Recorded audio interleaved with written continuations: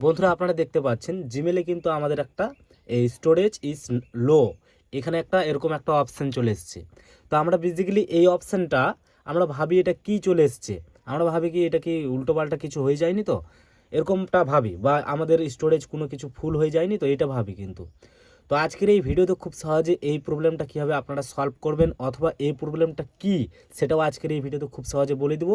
তো চলো বন্ধুরা আজকের এই ভিডিওটা বেশি দেরি করবো না, তাড়াতাড়ি শুরু করি। আর ভিডিও শুরু করার আগে আপনাদের কাছে একটাই অনুরোধ, ভিডিওতে একটা লাইক করবেন আর চ্যানেলটি সাবস্ক্রাইব করবেন, কারণ বন্ধুরা প্রতিনিয়ত এই ধরনের ভিডিও এই চ্যানেলে আসতে থাকবে। তো বেসিক্যালি আমরা যখনই কিন্তু আমাদের মোবাইলের জিমেলে যাব তখনই কিন্তু আমরা এই অপশানটা দেখতে পারবো, অথবা আমরা কিন্তু মাঝের মধ্যে কিন্তু আমরা কোথায় দেখতে পাই সেটা হচ্ছে আমাদের গুগলস ফটোসে। তো আমরা যদি ফটোসে যাই তাহলে কিন্তু এই প্রবলেমটা কিন্তু একইভাবে এই জায়গাতে চলে আসে, এই যে দেখতে পাচ্ছেন।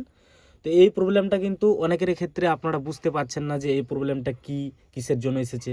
তো আজকের এই ভিডিওতে খুব সহজে আমি ডিসকাস করে দিচ্ছি। সর্বপ্রথম গাইস, সবথেকে আমাদের যেটা প্রবলেম সেটা কিন্তু আমাদের গুগলস ফটোস থেকেই আসে। সেটা হচ্ছে কি, আমাদের গুগলস ফটোসে আমরা কিন্তু ইন্টারনেট দিয়ে আমরা কিন্তু 15 জিবি, যেটা আমাদের 15 জিবি আছে মেমোরি, সেটা কিন্তু এক্সট্রাভাবে কিন্তু আমাদের থাকে গুগলস ফটোসে।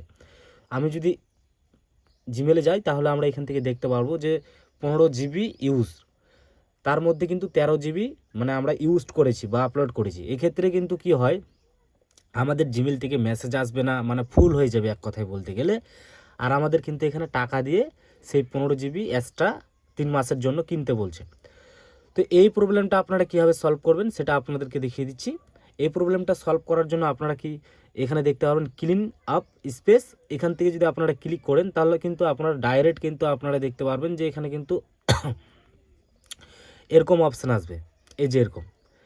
তো এটা হচ্ছে কি, এখান থেকে আমরা যদি গুগলস ফটোসে যাই তাহলে কিন্তু আমরা এখান থেকে আমাদের বলবে ভিডিও ফটো ডিলিট করতে, অথবা জিমেল দিয়ে যদি যাই তাহলে জিমেলে কিন্তু আমাদের কিছু মেসেজ আছে, সেই মেসেজগুলো আমাদের ডিলিট করতে বলবে। তারপরে আমাদের গুগল ড্রাইভ আছে, সেখানেও কিন্তু একইভাবে করবে।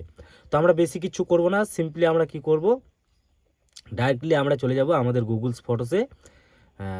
গুগলস ফটোসে গিয়ে বন্ধুরা আমরা এখানে কি করব, আমরা এখান থেকে এটা নট নাওতে ক্লিক করে দেব। তারপর এখান থেকে আমাদের যেগুলো যে ফটো ভিডিও আছে, এখান থেকে ফটো ভিডিওগুলো আমাদের কিন্তু ডিলিট করতে হবে। বেসিক্যালি কিন্তু আমরা যদি সেটিংসে যাই ব্যাকআপ অপশানে, তাহলে কিন্তু আমরা এখান থেকে দেখতে পারবো যে অলরেডি কিন্তু আমাদের যেগুলো আর কি আমাদের গ্যালারিতে ফটো ভিডিওস থাকে সেগুলো কিন্তু অটোমেটিক ব্যাকআপ মানে আমাদের ইন্টারনেট দিয়ে এখানে আপলোড হয়ে যায়। এখানে আপনারা দেখতে পাচ্ছেন 3003টা ফটোস অ্যান্ড ভিডিও আছে। তো এইভাবে কিন্তু আপনারা বুঝতে পারবেন যে এখানে কিন্তু এতগুলো ফটো ভিডিও আছে। আমি যদি গ্যালারিতে যাই সেগুলো কিন্তু ফটো ভিডিও এখানে যেগুলো আছে ওখানে কিন্তু সেগুলো নাও থাকতে পারে। এখানে কিন্তু পুরনো 2017-18 মানে অনেক দিনের ফটো ভিডিও থাকে এখানে। সত্যি কথা বলতে দেখতে পাচ্ছেন এখানে 2015 সালের কিন্তু ফটো ভিডিও এখানে আছে। তো এই যে এখানে আছে, এখানে কিন্তু আমাদের আর কি এমন কিছু ভিডিও আছে যেগুলো ফালতু ভিডিও, সেগুলো কিন্তু আমরা এখান থেকে ডিলিট করব। সেগুলো ডিলিট করলে কি হবে, আমাদের কিন্তু স্টোরেজটা কিন্তু কমে যাবে। তো আমরা এখান থেকে এই ডিলিট অপশান দেখতে পারবো, এই যে বিন অপশান ডিলিট একটা লোগো, এখানে ক্লিক করে কিন্তু আমরা একটা একটা করে ফটো অথবা যেগুলো আমাদের ফালতু ফটো ভিডিও সেগুলো কিন্তু আমরা এখান থেকে ডিলিট করব। তাহলে কি হবে, আমাদের কিন্তু স্টোরেজটা একটু আগের থেকে কমে যাবে আরও।